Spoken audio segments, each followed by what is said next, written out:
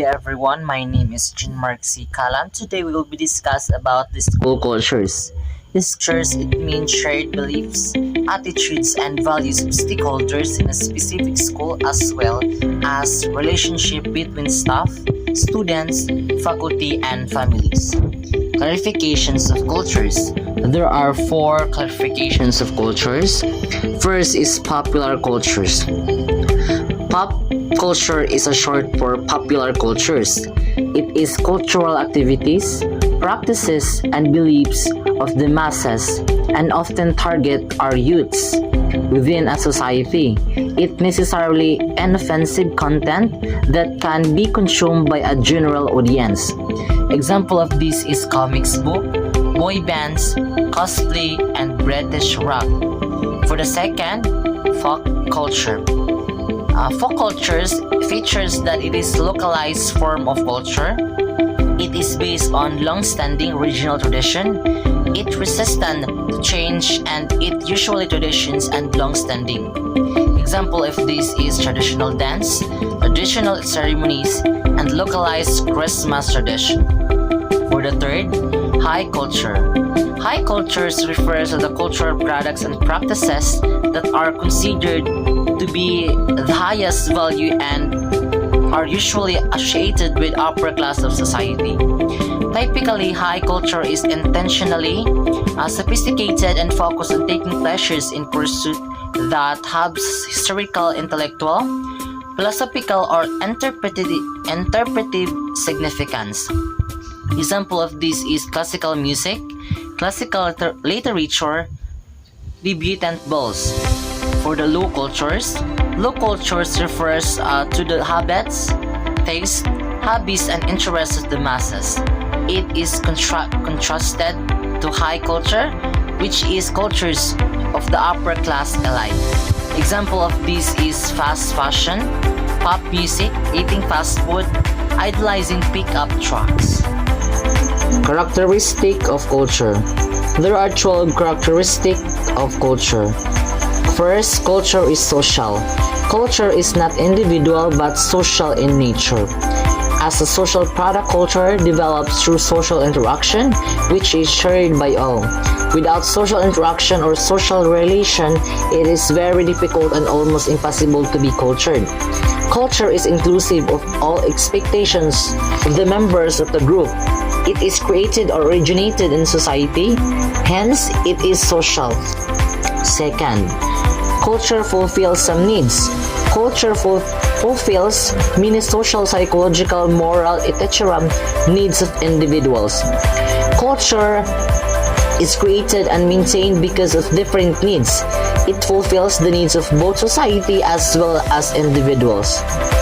Example, religion used to fulfill the solidarity and integrative needs of society. Our needs is food, clothing, shelter, name, fame, status, and possessions are fulfilled as per our cultural ways. Third, culture is shared. Culture is not possessed by a single or few individuals. Culture is shared by majority of individuals. Hence, culture is collectivity in nature. It means the majority of Indians believe in the politician. Culture is idealistic. Culture is idealistic in nature because it embodies the ideals, values, and norms of the group. It sets ideal goals before individuals which are worth attaining. In other words, culture is the sum total of ideals and values of individuals in society. Culture is adaptive. Culture possesses adaptive capacity. It is not static. It undergoes changes. Different aspects of cultures adapt with new environment or challenges posed by social and physical environment. Adaptations refer to the process of adjustment, and culture helps man in a process of adjustment. Culture is total social heritage. We all know culture is a social product. It is linked with the past. Through transmission, the past continues to live in culture. It is shared by all. Next, language is Shelf vehicle of culture. Culture is transmitted from one generation to the next. It never remains static. The transmissions became possible through language. Culture is learned through language. Next, culture is communicative. Man makes and uses symbols. He also possesses the capacity of symbolic communication. Culture is based on symbols and it communicates through different symbols. Common ideas and social heritage, etc. are communicated from one generation to another. In our society, red color stands for danger. In Indian culture, red color symbolic danger. Hence, culture is communicative in nature.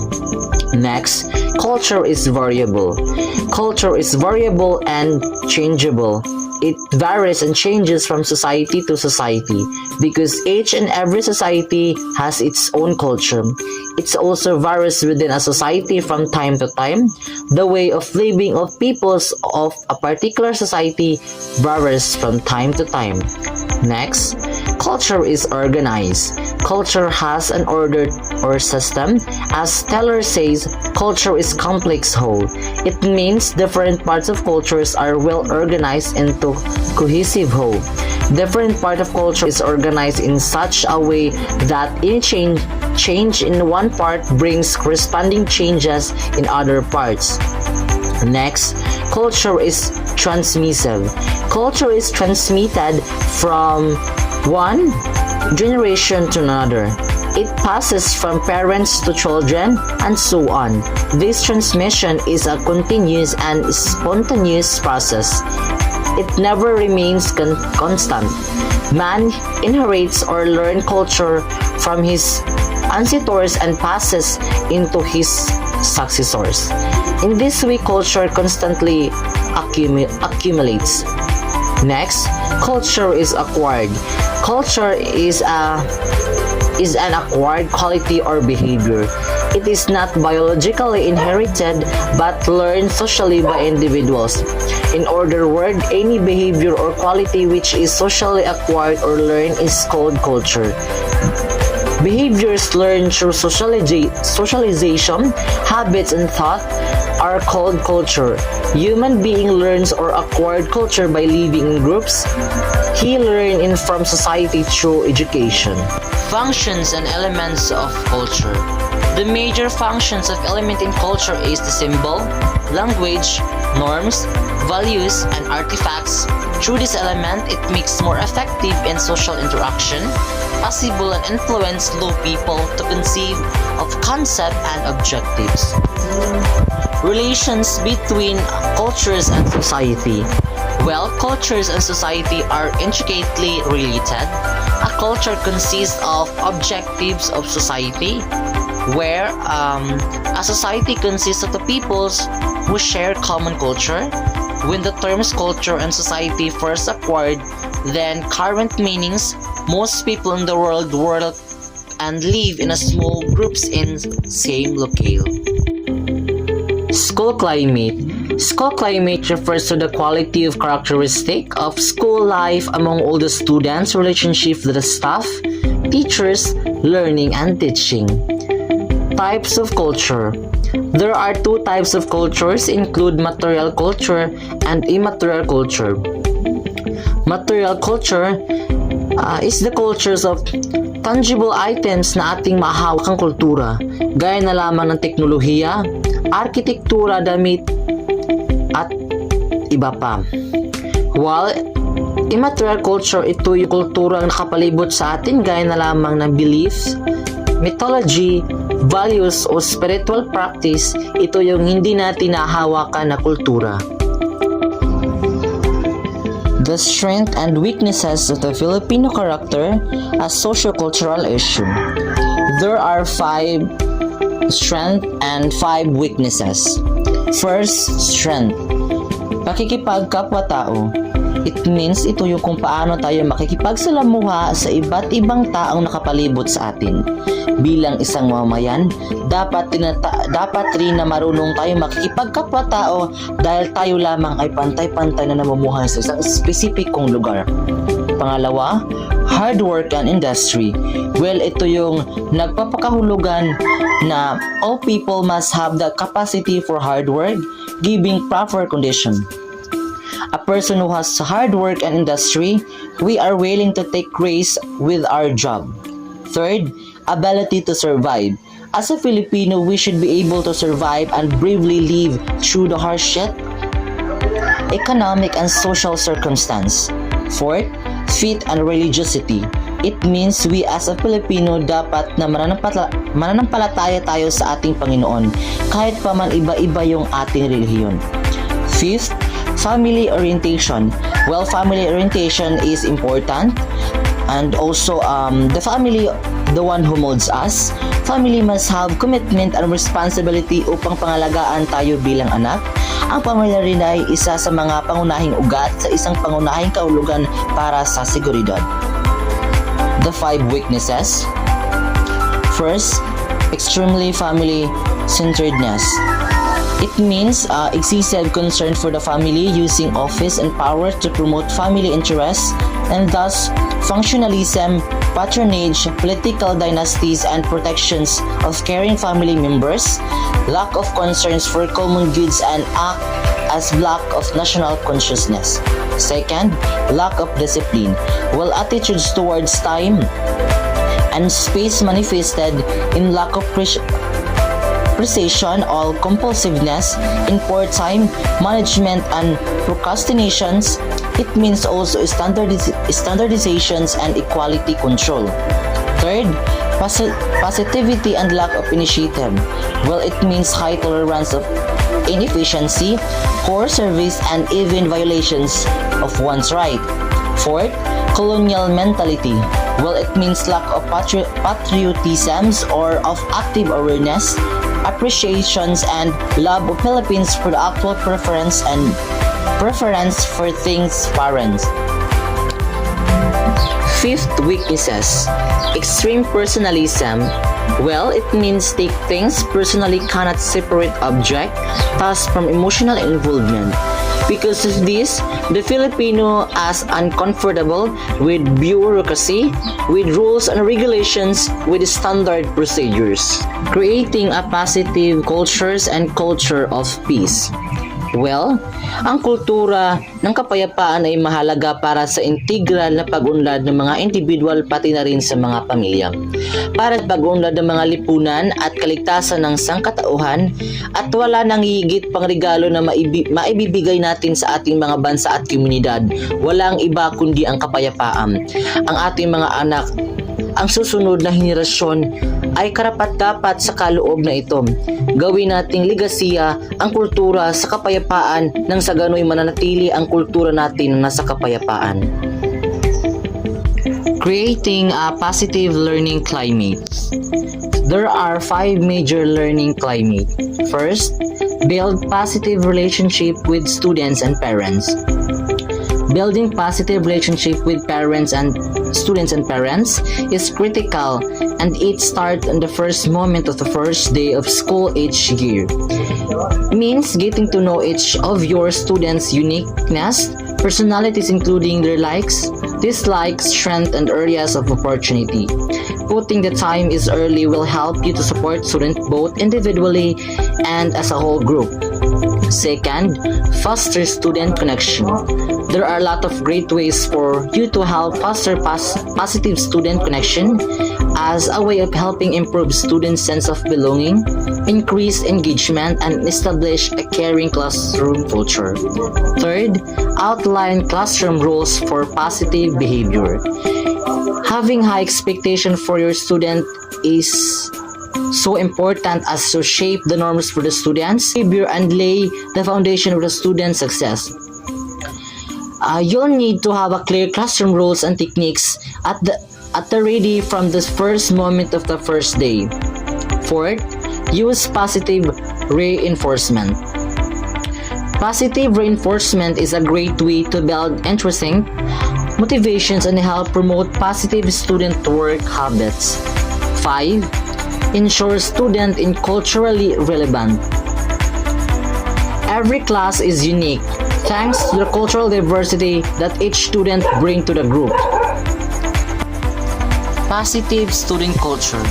There are 6 positive student culture. First, have high expectation for your student. Have high expectation for your student for their work and their behavior. Expect that your student will do well and encourage them by letting them know that you believed in them. Provide appropriate learning support for all the students. Second, set up behavior management processes. Behavior management processes in your classroom should be fair and consistent, which means they are agreed upon and understood by students. Teach students the behavior you expect, give them opportunities to practice and use positive reinforcement. Third, focus on building positive relationship. Relationship with student is a major key to positive learning outcomes for students and school cultures. Allocate time and energy to listening to your students, getting to know them and letting them get to know you. Fourth, use effective evidence-based teachings and learning practices. Be prepared for your classes by considering your students and how they best learn. Provide relevant and engaging curriculum presented in interesting and student-centered ways. Fifth, foster positive relationship with parents. Positive relationship with parents is important for many reasons. However, here I refer specifically to encourage them to share your high expectation for their children. So you can work as a team to educate. Remember, parents are their children's first teachers. 6. Encourage positive relationship between students. Model the behavior you want to see in the way students treat each other. Use respectful language and demand as a high standard of relating to one another in the classroom. Explicitly teach students social skills and give them plenty of opportunity to practice. The school culture. Basically, a school culture consists of the underlying influence and attitudes within the school based on the norms, tradition, beliefs of the staff and students. Developing good roles. There are 4 developing good roles. First, maintain your work ethic and always try your best. Building a strong work ethic in your student right from the beginning can help them increase their focus. Specifically, this role encompasses completing all work, keeping a positive attitude even when the work is hard, being organized, working on good behavior, participating in all class activities, not cheating on homework and tests. Second, listen and follow instruction. Emphasize the importance of respecting authority and always being responsive to instructions quickly. The rule of the listening covers a range of behavior that have to do with the safety protocols, classwork, schedules, assignments, interactions with the teacher. Third, respect the teachers and other students. Respect is an essential ingredient in all communication. Establishing respect towards other people sets the tone for how students interact with the teacher and other learners. Specifically, the rule entails listening to the teachers and all the staff, listening to the views and opinions of other learners, being kind and using positive words, using a respectful tone, courtesy, not damaging class materials, respect for other people's personal space. Last, safety first, keep hands, feet, and object to yourself. Instead of making rules that focus on what not to do, like don't hit others and don't fight, these rules focus on what students can do to make sure everyone is safe. These broad rules prevent a lot of the issues that arise in the classroom, like hitting, throwing objects, bullying, fighting. It promotes a safe classroom environment where everyone can learn and work together in peace. Violence and disorder. Violence attracts attention in the news media, in the entertainment business, in the world politics, and countless other settings. Violence in the context of mental illness can be especially sensationalized, which only depends on the stigma that already permeates our patient lives. Disorder means could be defined as a set of problems which result in causing significant difficulty, distress, impairment, and or suffering in a person's daily life. Keeping a school a safe haven. This safe haven may be only place a child get wrangle with his vulnerability, get curious, burrow around, and exhale freely without suffocation. Keeping in a fair play field. In commerce, a level playing field is a concept about fairness. Not that each player has an equal chance to succeed, but that they will play by the same set of rules. In a game played in a playing field such as rugby, one team would have an unfair advantage if the field had a slope. That will be all.